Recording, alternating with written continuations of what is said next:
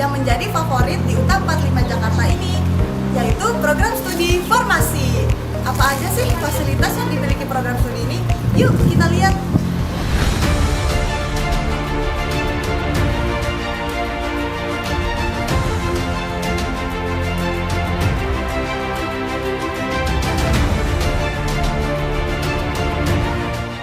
Nah, kita ada di depan lab formulasi tablet nih. Yuk kita lihat ke dalam.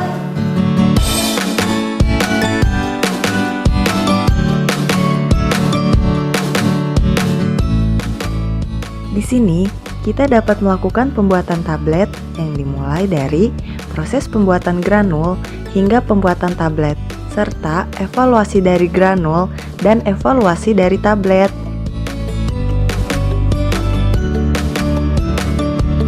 Yuk, cek laboratorium selanjutnya.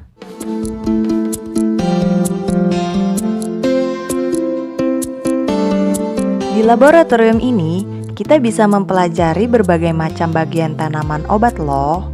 Dan di sini kita juga bisa melihat gambaran struktur dari tanaman obat-obat tersebut.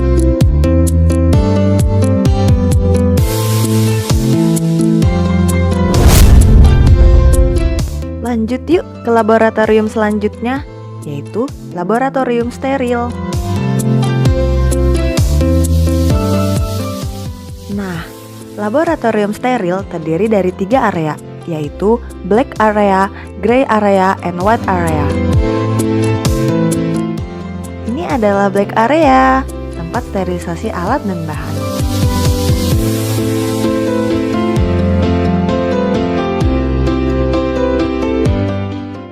Yang ini adalah gray area, tempat sterilisasi diri.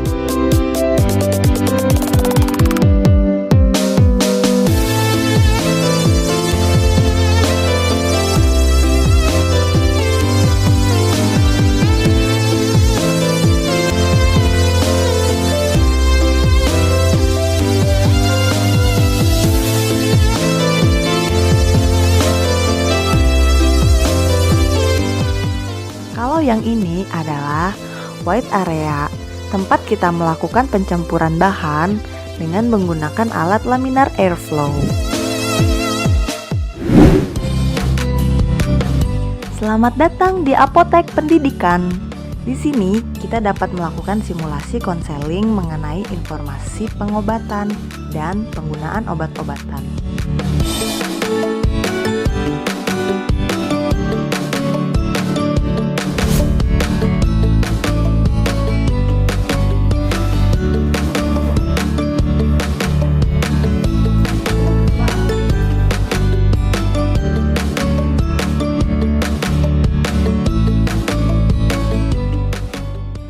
Mohon ditunggu, saya siapkan dulu.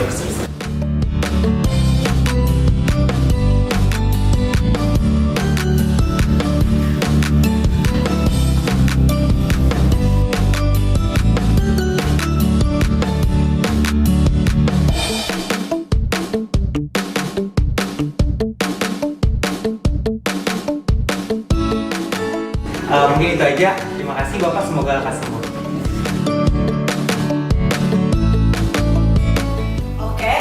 Beberapa fasilitas yang ada di program studi Farmasi UTA 45 Jakarta.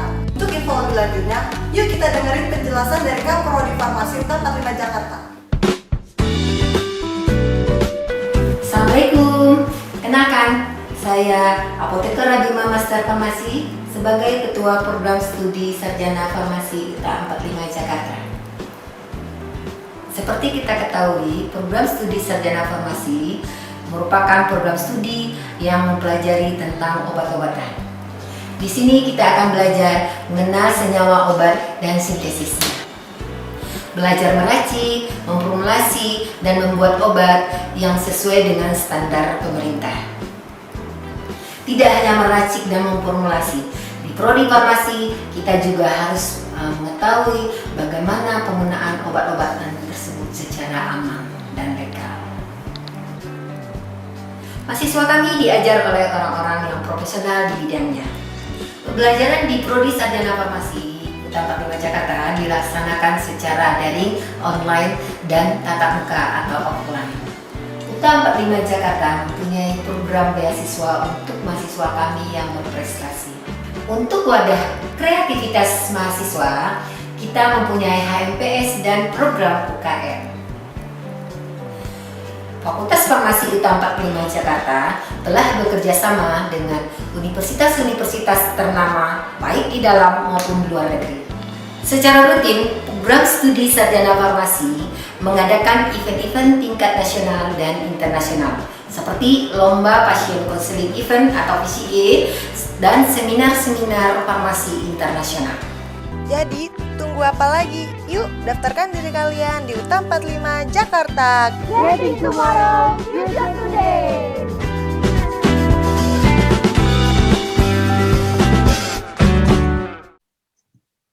Assalamualaikum warahmatullahi wabarakatuh.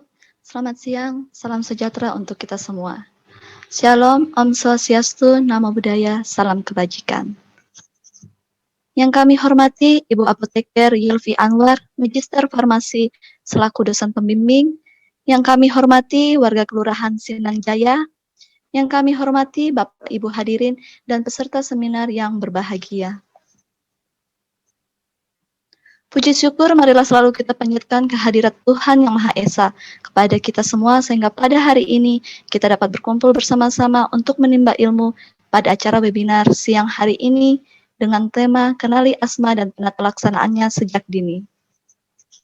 Meskipun dilaksanakan secara online, kiranya tidak membuat kita patah semangat dalam mencari ilmu di mana saja. Semoga kita tetap sehat selalu.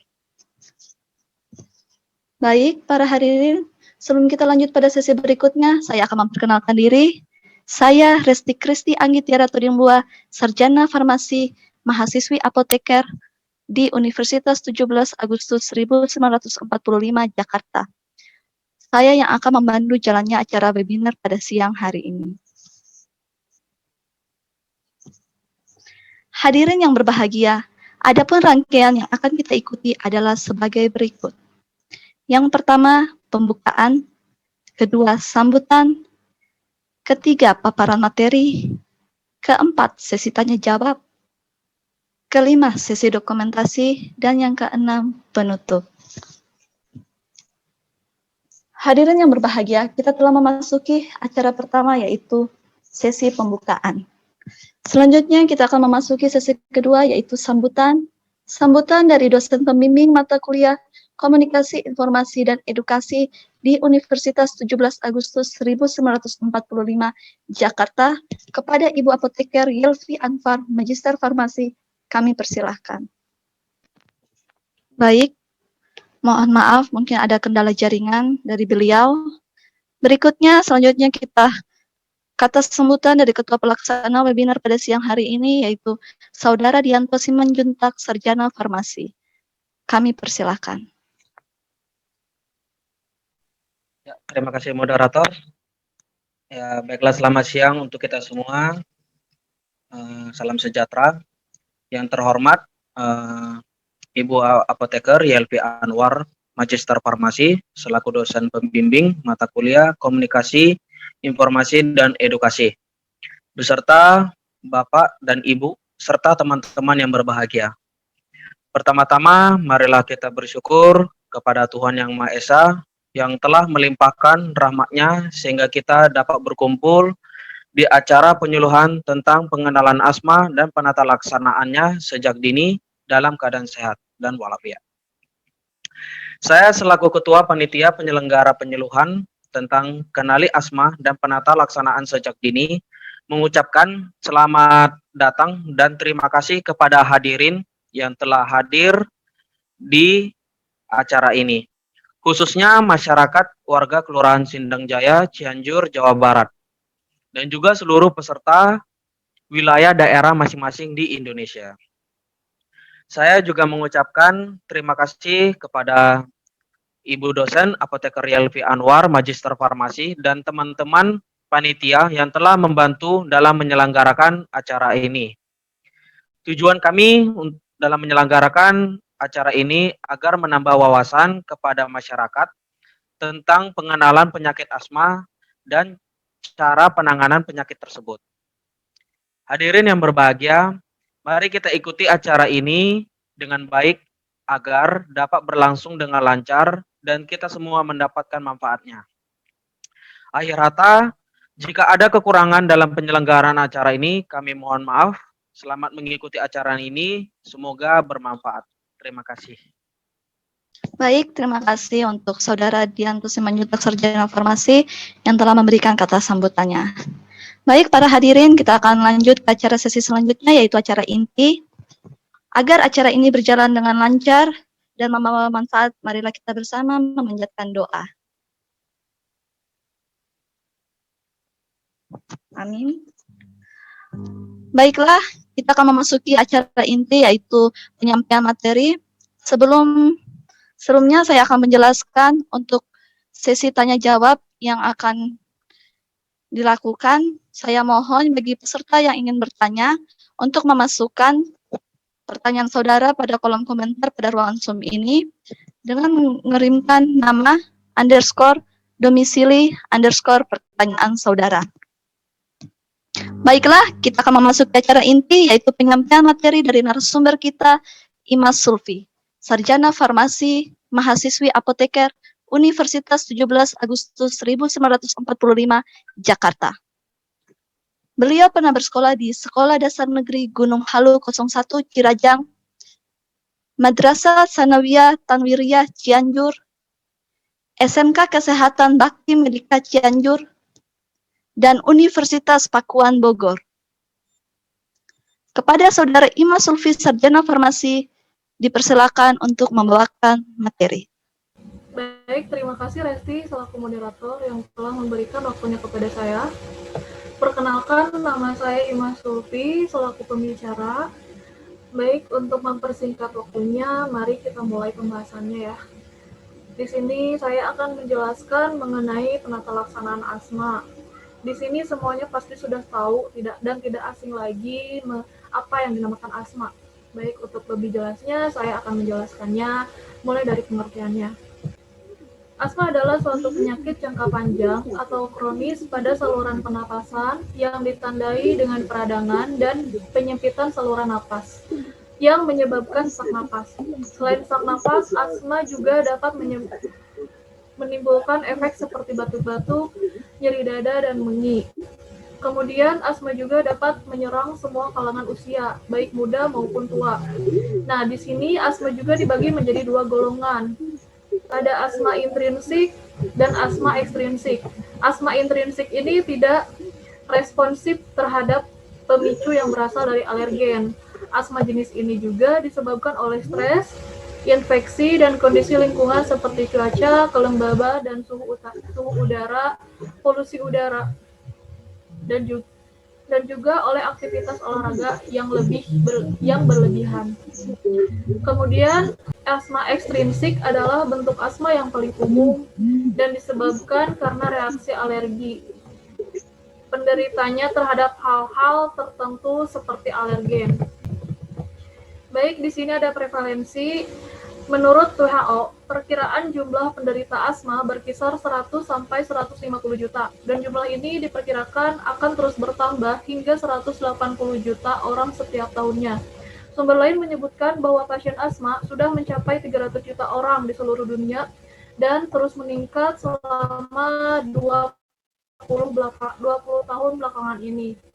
Apabila tidak ditangani dengan baik, maka diperkirakan akan terjadi peningkatan prevalensi yang lebih tinggi lagi pada masa yang akan datang, serta dapat mengganggu proses tumbuh kembang anak dan kualitas hidup pasien. Nah, di Indonesia sendiri, prevalensi asma belum diketahui secara pasti, namun hasil penelitian pada anak sekolah berusia 13-14 tahun dengan menggunakan kuesioner International Study on Asthma in Allergy in Children pada tahun 1995, prevalensi asma masih berkisar 2,1%. Sedangkan pada tahun 2003 meningkat menjadi 2,5%. Hasil survei asma pada anak sekolah di beberapa kota Indonesia seperti Medan, Palembang, Jakarta, Bandung, Semarang, Yogyakarta, Malang, dan Denpasar menunjukkan prevalensi asma pada anak SD berusia 6 sampai 12 tahun berkisar 3,7 sampai 6,4%. Sedangkan pada anak SMP di Jakarta Pusat sebesar 5,8% pada tahun 1995. Dan pada tahun 2001 di Jakarta Timur sebesar 8,6%. Nah, penyakit asma ini masih menjadi masalah kesehatan masyarakat hampir di seluruh dunia yang sebagian besar diderita oleh anak-anak sampai dewasa dengan derajat penyakit dari ringan sampai berat. Bahkan beberapa kasus dapat menyebabkan kematian. Nah, di sini ada etiologi. Etiologi ini artinya penyebab terjadinya asma. Yang pertama ada alergen. Contoh alergen ini seperti tungau debu rumah. Nah, tungau ini sering ada di bantal dan kasur. Sebisa mungkin untuk penderita asma harus selalu bersih baik seluruh rumah, terutama tempat tidurnya. Kemudian ada rontokan binatang peliharaan seperti kucing, anjing, dan hewan peliharaan berbulu lainnya. Kemudian yang kedua ada iritan. Nah, dari iritan ini ada beberapa pencetus serangan asma, yaitu asap rokok.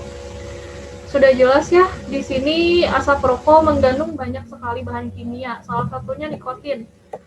Oleh karena itu, pasien asma tidak boleh merokok, termasuk jika ada orang tua yang mempunyai anak penderita asma, sebisa mungkin harus menghentikan merokoknya. Karena jika asap rokok tersebut dihirup oleh anaknya atau pasien asma akan menyebabkan keparahan pada asmanya. Kemudian ada asap bakaran sampah, asap obat nyamuk, suhu dingin, udara kering, dan makanan dan minuman dingin. Kemudian yang ketiga ada infeksi saluran napas. Infeksi saluran napas ini diperkirakan lebih dari 85% serangan asma pada anak usia sekolah dikarenakan infeksi virus, dan virusnya ini yaitu antara lain ada virus RSV, virus influenza, coronavirus, dan virus human metapneumonia. Kemudian yang keempat ada perubahan cuaca yang ekstrim. Kenapa perubahan cuaca yang ekstrim ini dijadikan penyebab terjadinya asma? Karena hal ini disebabkan karena meningkatnya konsentrasi alergi. Perubahan tekanan atmosfer dan suhu yang buruk dapat mengeluarkan lendir yang berlebihan sehingga dapat memperburuk asma. Kemudian yang kelima ada lingkungan kerja, dan yang keenam ada obat-obatan. Nah, kenapa obat-obatan dijadikan penyebab terjadinya asma juga? Karena ada beberapa efek samping dari obat-obatan yang dapat menyebabkan gejala asma. Contohnya seperti aspirin, antibiotik, dan steroid. Kemudian yang ketujuh ada emosi, dan yang kedelapan lain-lain seperti reflux gastroesofagus. Nah, di sini ada patofisiologi. Patofisiologi ini artinya proses terjadinya asma dalam tubuh. Nah, di sini saya akan menjelaskan secara singkatnya saja. Proses terjadinya asma karena adanya inflamasi atau pembengkakan dan hiperreaktivitas saluran napas yang akan mempermudah terjadinya obstruksi jalan napas atau penyumbatan jalan napas, sehingga menyebabkan kerusakan epitel saluran napas, gangguan syaraf otonom, dan adanya perubahan pada otot polos bronkus. Kemudian akan terjadi peningkatan reaktivitas saluran napas karena adanya inflamasi kronik yang khas dan melibatkan dinding saluran napas, sehingga aliran udara menjadi sangat terbatas. Hal ini yang menyebabkan timbulnya serangan asma. Nah, di sini ada jenis-jenis asma. Jenis-jenis asma ini dibagi menjadi dua sumber. Yang pertama ada menurut Irman Sumantri. Irman Sumantri ini mengatakan asma terbagi menjadi tiga, yaitu ada alergi, idiopati, dan asma campuran. Yang pertama asma alergi. Di sini sudah pasti asma alergi ini disebabkan atau ditimbulkan karena adanya reaksi alergi. Kemudian yang kedua ada idiopati. Idiopati ini terjadi karena adanya infeksi saluran napas atas, aktivitas, emosi, dan polusi lingkungan yang menimbulkan serangan asma. Kemudian yang ketiga ada asma campuran. Asma campuran ini merupakan bentuk asma yang paling sering ditemukan, yaitu gabungan dari keduanya yang tadi, ada asma alergi dan asma idiopati. Kemudian ya menurut Prasetyo ini juga dibagi menjadi tiga.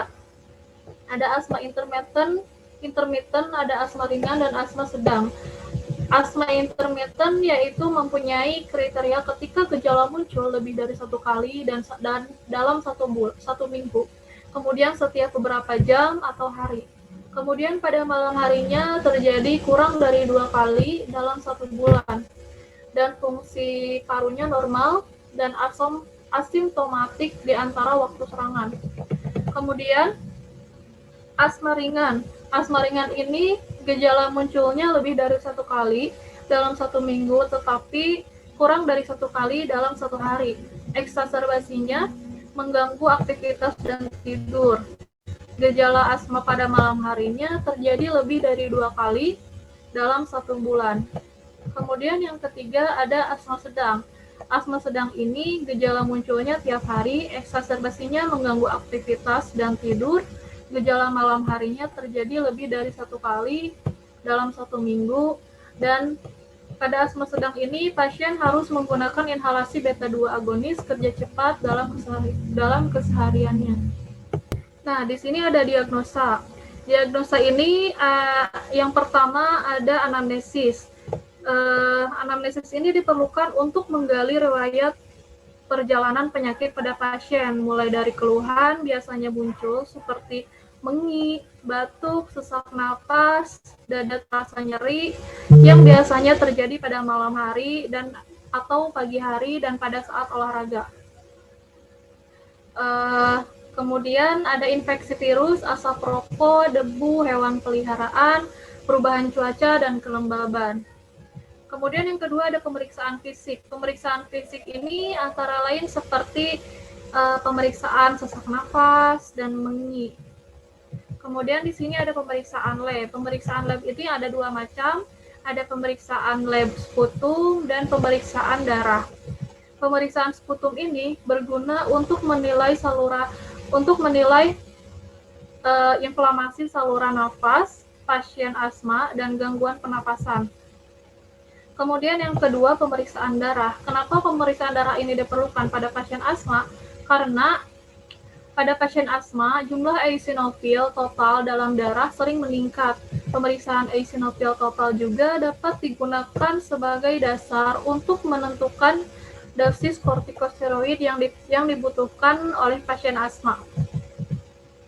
Kemudian ada tes radiologi. Tes radiologi ini bertujuan untuk menyingkirkan kemungkinan terdapatnya diagnosis lain pada pasien asma. Pemeriksaan tes kulit. Pemeriksaan tes kulit ini dilakukan untuk mencari faktor alergi dengan berbagai alergen yang dapat menimbulkan reaksi yang positif pada asma. Pemeriksaan ini menggunakan tes tempel. Kemudian yang terakhir ada tes spirometri. Tes ini bertujuan untuk memantau pergerakan masuk dan keluarnya udara dari paru-paru dengan alat kecil. Nah, alatnya ini dinamakan spirometer. Nah, spirometer inilah yang nantinya akan mengukur jumlah udara dan kecepatan dari pernapasan saat sedang menghirup dan menghembuskan nafas. Nah, di sini ada penata laksanaan asma. Prinsip umum dalam pengobatan saat terjadi serangan asma antara lain yang pertama ada menghilangkan obstruksi jalan nafas atau faktor penyebab terjadinya penyumbatan jalan nafas. Nah, caranya dengan menggunakan obat-obatan anti asma. Kemudian yang kedua ada mengenali dan menghindari faktor yang dapat menimbulkan serangan asma. Dan yang ketiga memberikan penerangan kepada penderita atau keluarga dalam cara pengobatan atau penanganan penyakit asma. Kemudian yang keempat ada memberikan edukasi. Nah, di sini penata laksanaan asma menggunakan obat-obatan. Pada obat-obatan ini ada yang termasuk obat pelega dan pengontrol pada pasien asma. Obat pelega ini ada 2 golongan, yaitu beta agonis dan antikolinergik. Sedangkan pada obat-obatan pengontrol yaitu ada golongan kortikosteroid, methylphenidase, dan mast cell inhibitor atau antihistamin oral. Nah, di sini pada golongan beta agonis ini termasuk obat pelega. Pada golongan ini dibagi menjadi dua cara kerja, ada short acting dan long acting. Short acting pada contoh short acting atau kerja cepat ini digunakan pada saat serangan terjadi. Contohnya ada fenoterol, procaterol, salbutamol, dan terbutalin. Kemudian pada long acting yaitu kerja lama digunakan contohnya itu ada formoterol dan salmeterol.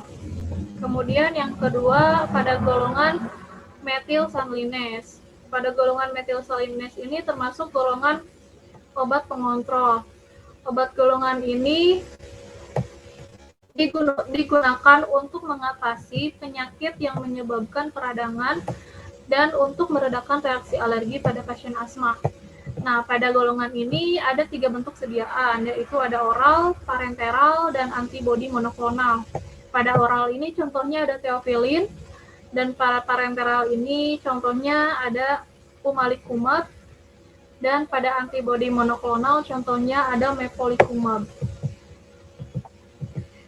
Yang ketiga ada golongan antikolinergik atau bronkodilator.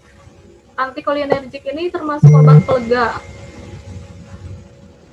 Dan pada golongan ini ada 2 cara kerja juga, ada long acting dan short acting. Pada long acting ini digunakan bila kadar imunoglobin E pasiennya di atas 30 UI per mili. Imunoglobin ini umumnya ditemukan di darah dalam jumlah yang sedikit, namun jumlah antibodi imunoglobin E akan meningkat ketika tubuh mengalami reaksi pendarahan akibat reaksi peradangan akibat alergi. Secara medis, pemeriksaan antibodi imunoglobin E dilakukan untuk mendeteksi penyakit alergi dan infeksi parasit. Dan contoh obatnya itu ada tiotropium bromid. Kemudian yang short acting-nya contohnya itu ada ipratopium bromid. Nah, yang keempat ada golongan kortikosteroid. Golongan kortikosteroid ini termasuk obat pengontrol, bertujuan untuk menjaga agar gejala asma tidak kambuh dan untuk mencegah dan mengurangi peradangan di dalam saluran nafas. Pada golongan kortikosteroid ini contoh obatnya ada 2 sediaan, ada 2 bentuk sediaan, ada inhaler dan oral. Pada bentuk sediaan inhaler contohnya itu ada beclomethasone, budesonide, fluticasone, dan mometasone. Kemudian pada bentuk oral, sediaan bentuk oralnya contohnya itu ada dexamethasone, methylprednisolone, hydrocortisone, prednisone, dan prednisolone. Kemudian yang terakhir ada golongan mast cell inhibitor atau antihistamin oral. Golongan ini termasuk ke dalam obat pengontrol juga, contohnya itu ada ketotifen. Nah, obat asma yang paling aman untuk ibu hamil yaitu ada salbutamol atau golongan albuterol lainnya dan formoterol serta kortikosteroid inhalasi seperti budesonide. Nah, di sini ada penata laksanaan tindakan yang spesifik. Yang pertama itu ada pemberian oksigen, yang kedua itu ada pemberian agonis beta 2. Contohnya itu ada salbutamol 5 mg atau feneterol 2,5 mg atau terbutalin 10 mg. Kemudian ada inhalasi nebulizer dan pemberiannya dapat diulang setiap 30 sampai 60 menit. Dan yang ketiga ada aminofilin bolus intravena 5 sampai 6 mg per kilogram berat badan. Kemudian yang keempat ada kortikosteroid hidrokortison 100 sampai 200 mg. Digunakan jika tidak ada respon atau klien sedang menggunakan steroid oral atau dalam serangan yang sangat berat. Nah, di sini ada pencegahan asma. Pencegahan asma ini yang pertama sudah jelas harus selalu menjaga kesehatan, dan yang kedua menjaga kebersihan lingkungan, yang ketiga menghindari faktor pencetus serangan penyakit asma, Dan yang keempat, menggunakan obat-obatan anti penyakit asma. Dan yang kelima, menghindari merokok dan hindari perokok pasif. Nah, di sini ada cara penggunaan inhaler. Yang pertama itu sudah pasti harus mencuci tangan terlebih dahulu. Dan yang kedua, membuka penutup inhalernya dan posisi mulut di bawah dan bagian kepalanya di atas. Kemudian kocok terlebih dahulu inhalernya agar obatnya merata. Kemudian hembuskan nafas melalui mulut secara perlahan, lalu pegang inhaler sesuai dengan gambar. Kemudian tarik nafas melalui mulut ketika menekan inhaler, lalu tarik nafas secara perlahan agar obat yang tersisa di mulut dapat masuk ke dalam. Kemudian tahan nafas selama 10 detik dan buang nafas melalui hidung, lalu ulangi tahap 3 dan sampai 8. Setelah itu, kumur dengan air untuk membersihkan sisa obat tadi. Setelah itu, lalu buang air kumurannya. Baik, terima kasih.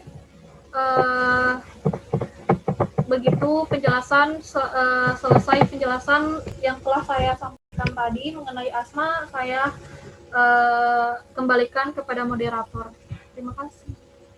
Baik, terima kasih banyak untuk Saudara Imas Sulfi, Sarjana Farmasi yang telah membawakan materi pada siang hari ini. Semoga ilmunya bermanfaat bagi kita semua. Baik, sebelum kita lanjut ke sesi berikutnya, beliau telah bergabung bersama kami pada siang hari ini. Kepada Ibu Apoteker Yelvi Anwar, Magister Farmasi, kami persilakan untuk memberikan kata sambutan.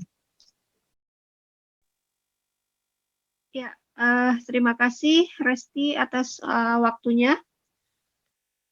Selamat siang semuanya. Assalamualaikum warahmatullahi wabarakatuh. Waalaikumsalam warahmatullahi Wabarakatuh. Ya, salam sehat buat kita semua. Pertama-tama, marilah kita ucapkan puji dan syukur kepada Tuhan Yang Maha Esa karena sudah memberikan nikmat sehat sehingga kita bisa berkumpul pada siang ini melalui webinar mengenai topik asma ya yang sudah dipaparkan oleh saudari Imas ya. Pemaparannya cukup bagus sekali ya. Silakan didiskusikan jika ada yang ingin ditanyakan lebih lanjut.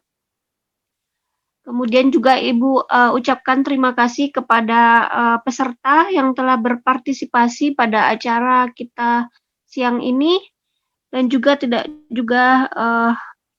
lupa ucapan terima kasih kepada tim yang telah mempersiapkan acara webinar kita pada siang hari ini. Mudah-mudahan bisa berjalan lancar sampai selesai.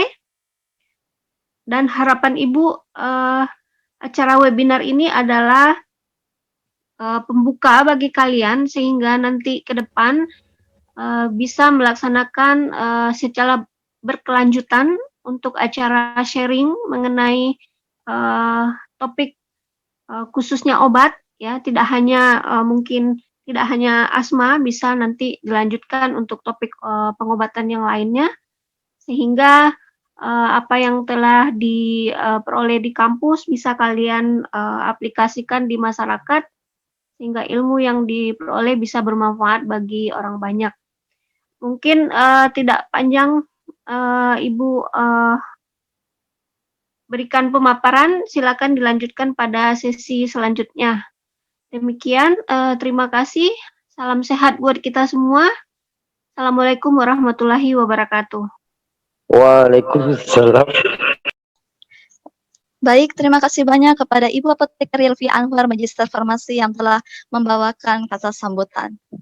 Baik, selanjutnya kita akan masuk ke sesi selanjutnya, yaitu sesi tanya-jawab. Di sini saya akan membuka 3 sesi tanya-jawab. Untuk satu sesi tanya-jawab, saya akan membuka dengan 3 pertanyaan pertama. Baik, yang ingin bertanya, silakan mengirimkan jawaban di kolom komentar ruangan Zoom ini.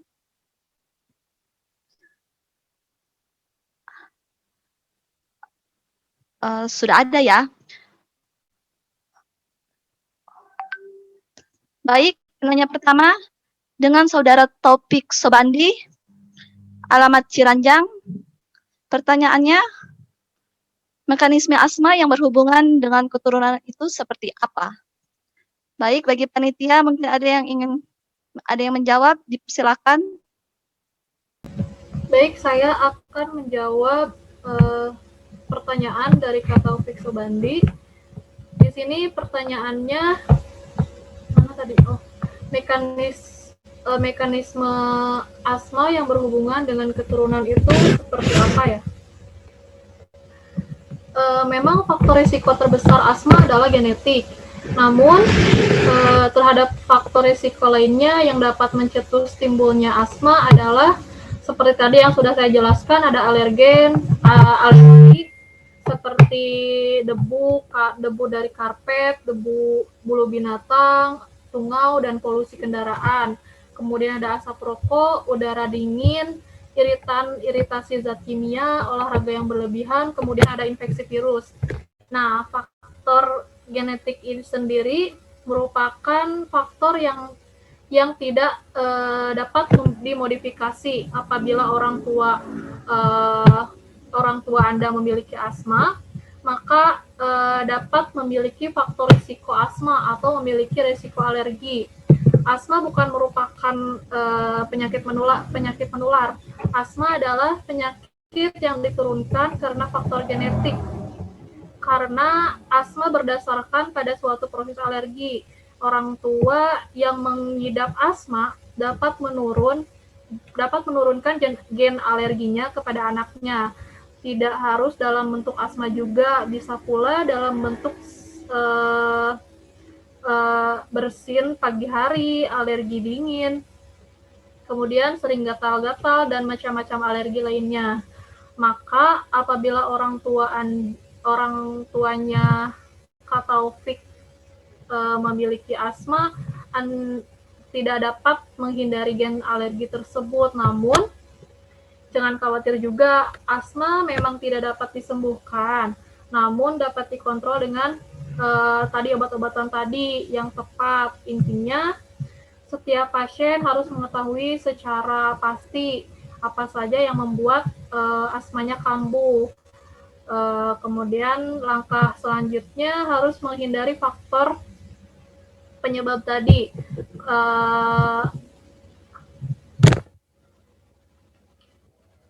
Sudah.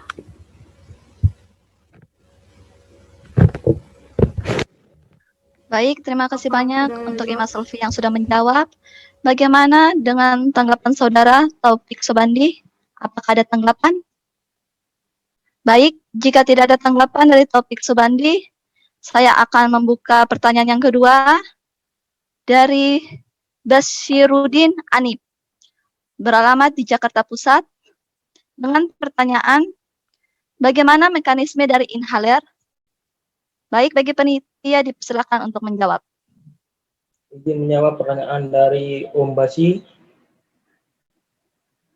Bagaimana mekanisme inhaler? Saya ingin menjawabnya. Sementara mekanisme inhaler salmeterol yang sederhana untuk memahaminya. Penggunaan aktual memerlukan satu tangan untuk memegang perangkat stabil. Sementara slide lainnya tuas ke posisi. Pasien dengan artritis atau kondisi neurologis tertentu mungkin menemukan tindakan ini sulit untuk melakukan. Setelah inhaler dipersiapkan, pasien bernafas keluar nyaman. Tempat inhaler ke mulut. Mereka dan mengambil nafas ke dalam secepat. Nafas diadakan selama kurang lebih 10 detik sebelum pernapasan normal. Dilanjutkan pemakaian inhaler bronchodilator.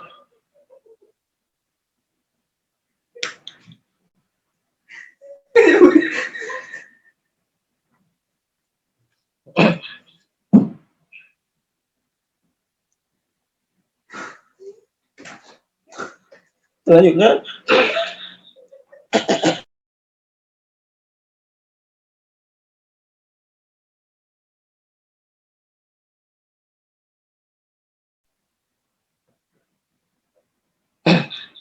Selanjutnya,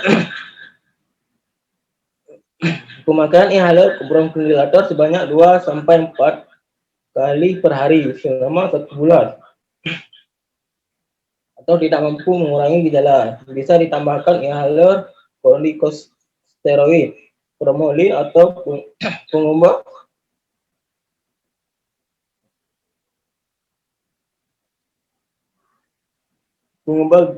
leukotriene jika gejalanya menetap, terutama pada malam hari.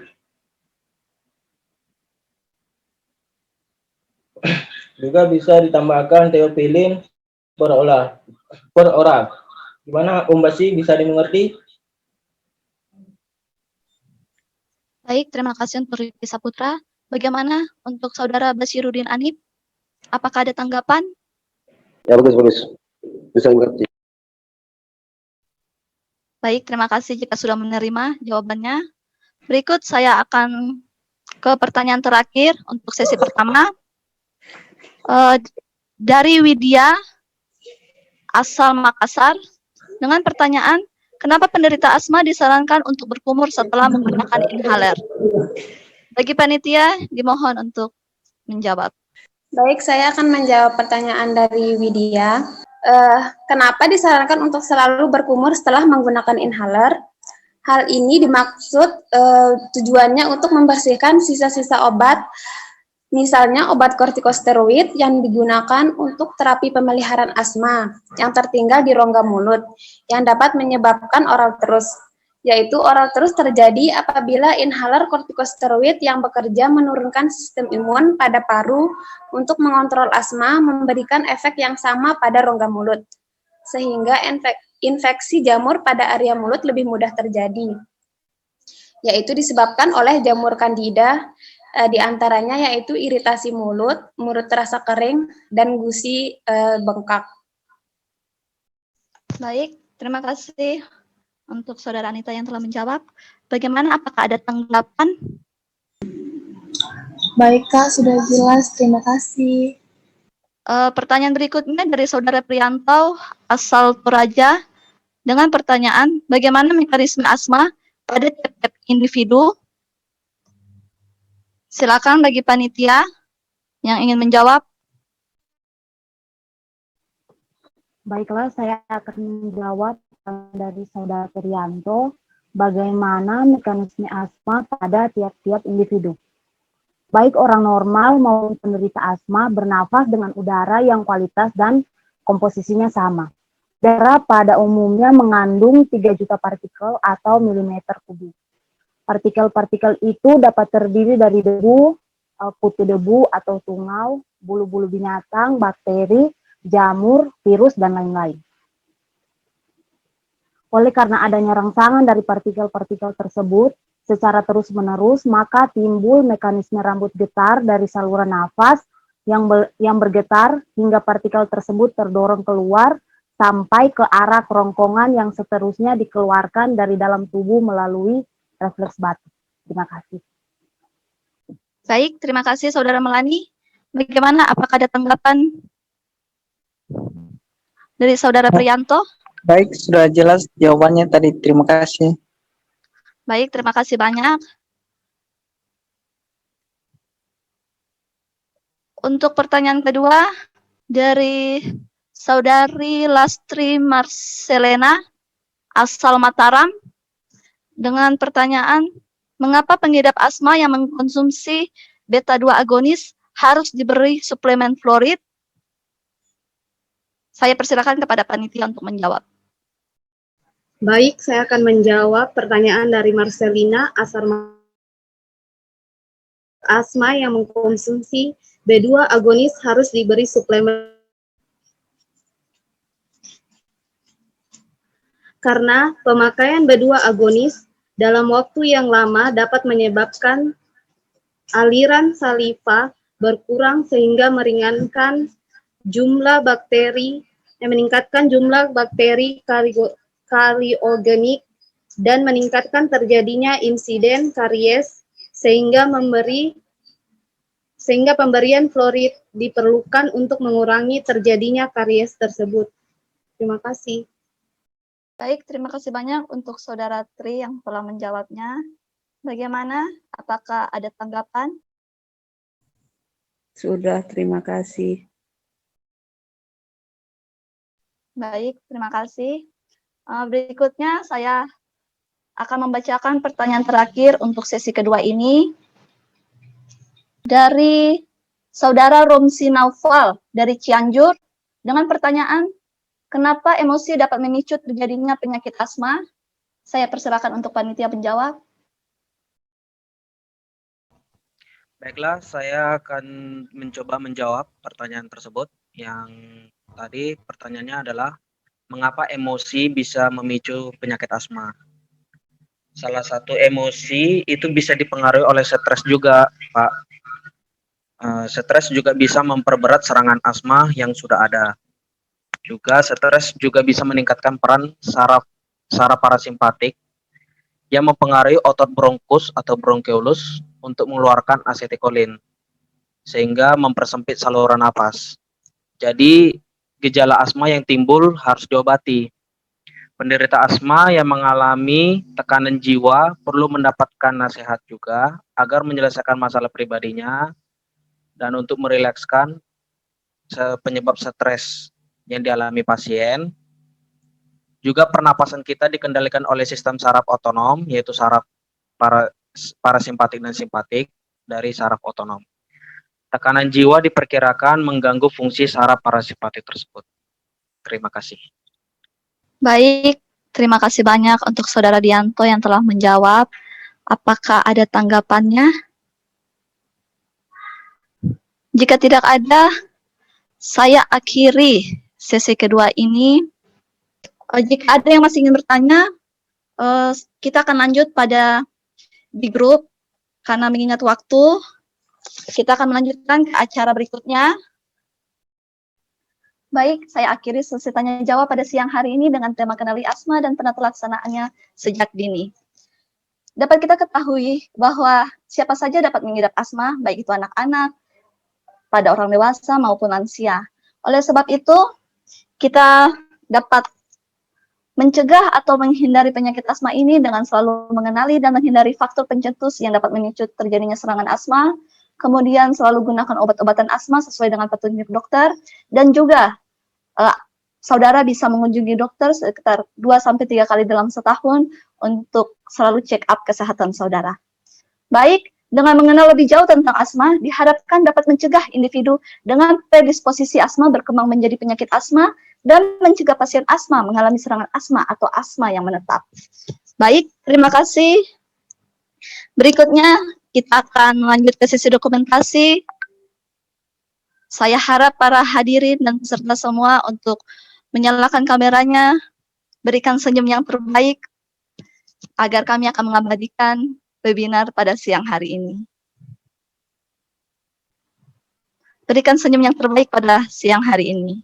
Baik, saya serahkan ke Riki Saputra untuk mengambil sesi dokumentasi. Sesi pertama ya. Senyum. Cheese.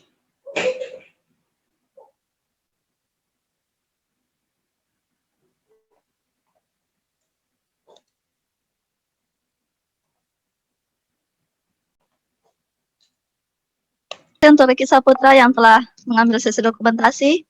Baik, tiba saatnya kita di penghujung acara ini. Demikian webinar pada siang hari ini. Terima kasih atas kehadiran Bapak, Ibu, Saudara sekalian, dan terima kasih banyak untuk warga Kelurahan Sindang Jaya yang telah mengizinkan kami untuk membawakan webinar pada siang hari ini. Baik, untuk para peserta, kami akan memberikan giveaway. Mohon untuk jangan meninggalkan ruangan Zoom ini. Kami akan memberikan giveaway dengan satu pertanyaan bagi peserta yang bisa menjawabnya. Silakan langsung menjawab pada ruangan Zoom ini.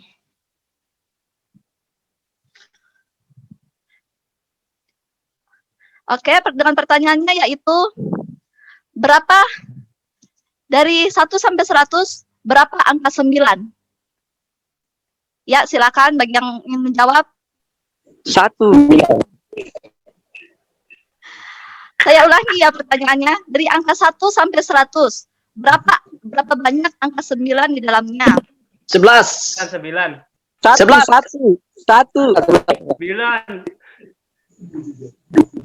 Ada 1. Ada 11. Coba sebutkan. 1. 9. Untuk Paresa jawabannya 11. Ada lagi? 18. 9. Baik, untuk Edwin jawabannya berapa tadi Edwin? 18. Untuk saudara Edwin tadi berapa? 18. Untuk saudara Edwin 18. Tadi jawaban pertama Paresa untuk Paresa tadi jawabannya 11. Untuk Edwin jawabannya 18. 10. 10.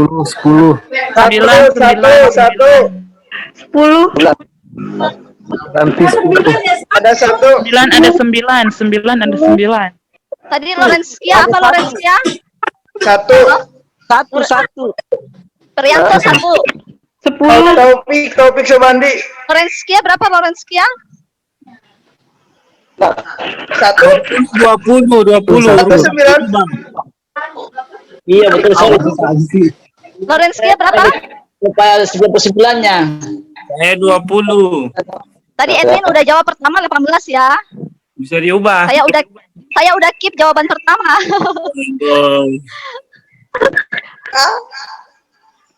Oke, ada lagi.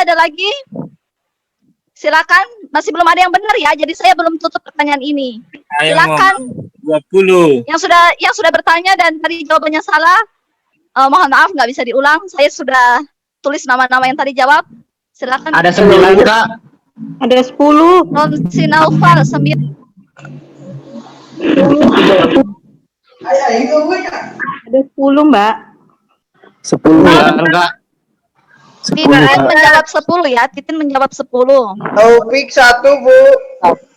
Bu. 1 sampai 100 nggak ada angka 9. Taufik jawab 1. Maksudnya? Ya guys.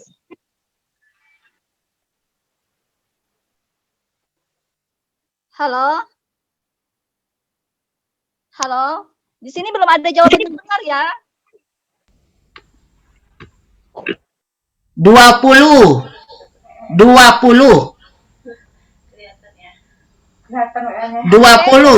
Kristina menjawab 20 ya. Yes. Bisa dijelaskan bagaimana jawabannya 20? Halo? Ya. Saudara Kristina bisa menjelaskan bagaimana jawabannya bisa mendapat angka 20? Baik. Kalau tidak salah, itu yang pertama satuannya tuh angka ada 9. Ada 9 buah angka. 9, 19, 29, 39, 49, 59, 69, 79, dan 89. Itu 9. Itu untuk satuan. Sedangkan kalau untuk puluhan, itu juga ada 9. 90, 91, 92, 93, 94, 95, 96, 97, 98. Itu 9 tambah 9, 18. Dan puluhan dan satuannya itu untuk yang ketiga itu yang 9 ada 2. Yaitu bilangan 99. Terima kasih. Baik, terima kasih. Jawaban dari saudara Kristina benar ya guys. Banyak sudah menjelaskan. Ya, terima kasih banyak. Nanti Yang lain. Bentar. Hadiahnya apa tuh?